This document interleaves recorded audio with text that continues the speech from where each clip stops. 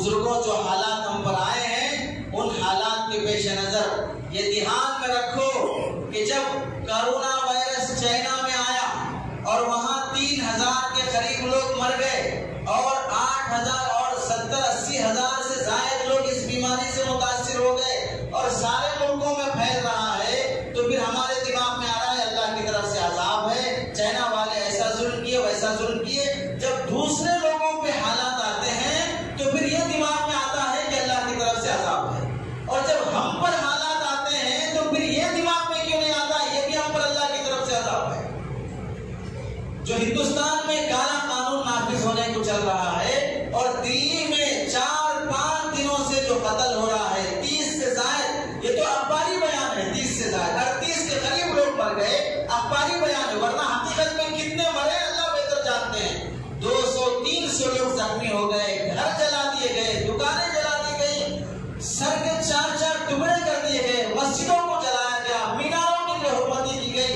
یہ سب وہاں کی غلیظ فورس کے ساتھ مل کے کیا جا رہا ہے، حکومتوں کی تعاون سے کیا جا رہا ہے۔ یہ سب آنکھوں سے دیکھ رہے ہو، واٹس ایپوں پہ یوٹیوب پہ دیکھ رہے ہو، یہ سب ہونے کے بعد بھی دماغ میں نہیں آ رہا کہ اللہ کی طرف سے عذاب ہے۔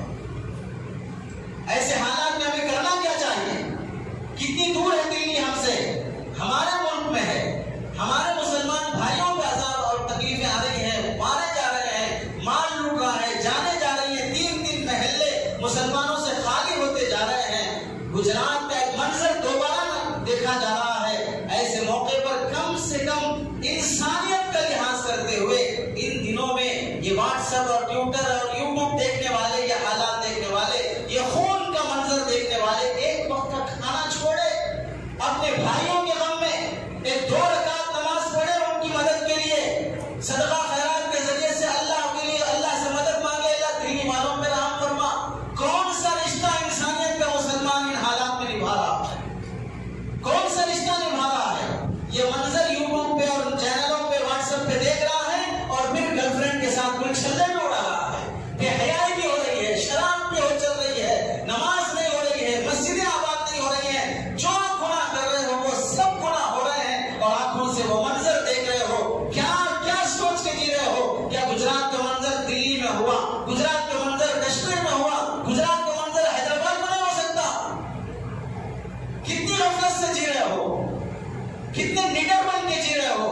سنو، جب چنگیز خان کا پوتا ہلاکو خان منگول قوم کا بانی حکومت کرتے کرتے بغداد پہنچا، ہلاکو خان نے بغداد کے 4 لاکھ مسلمانوں کو قتل کیا، مسجدوں کو مسمار کر دیا، مدرسوں کو ختم کر دیا، سب کچھ تباہ برباد ہو گیا، 4 لاکھ مسلمان مارے گئے۔ اس کے بعد اس نے ہلاکو خان نے کہا میں مسلمانوں کے علماء میں سے کسی بڑے عالم سے ملنا چاہتا ہوں۔ کوئی عالم آگے آنے تیار نہیں تھا۔ ایک نوجوان عالم کہا میں اس سے ملاقات کروں گا، کارگہان اس کا نام ہے، آگے آ رہا ہے، ساتھ میں ایک اونٹ، ایک بکرا اور ایک مرغا لے کے آ رہا ہے۔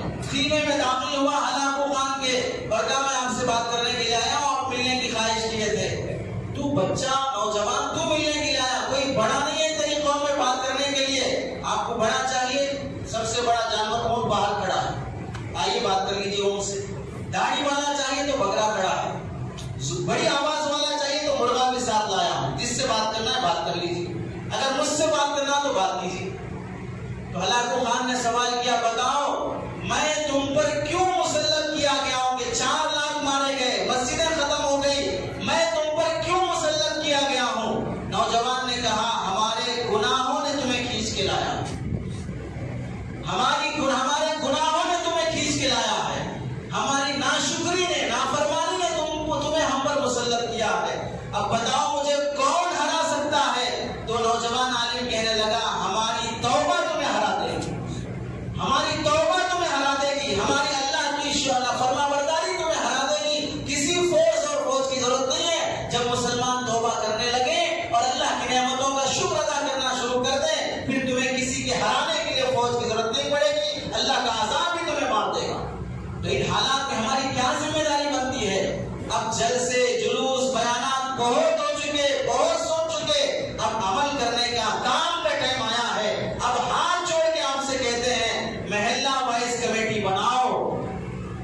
मुसलमान, दलित, ईसाई, यहूदी और सिख सब को लेकर महल्ला वाइज कमेटी बनाओ। NPR अगर नाफिज हुआ और अपने तमाम इंफॉर्मेशन अगर तुम पेश कर दिए, डॉक्यूमेंट्स अगर हवाले कर दिए, उसके बाद NRC से बचाने के लिए तुम्हारा बाप भी नहीं आगे आ सकता। कोई पार्टी, कोई तंजीम, कोई कायद तुम्हें बचा नहीं सकता है। ये बुनियाद है, पहली सीढ़ी है NPR।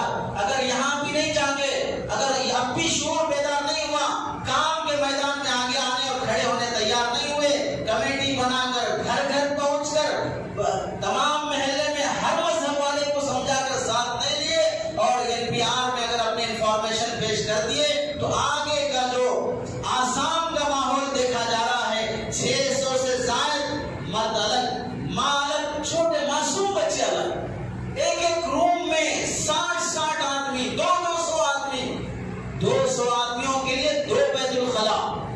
कभी देखो मंजर क्या चल रहा है, फिर उन हालात से कोई नहीं बचा सकता। इस वास्ते वक्त है इत्तेहाद का,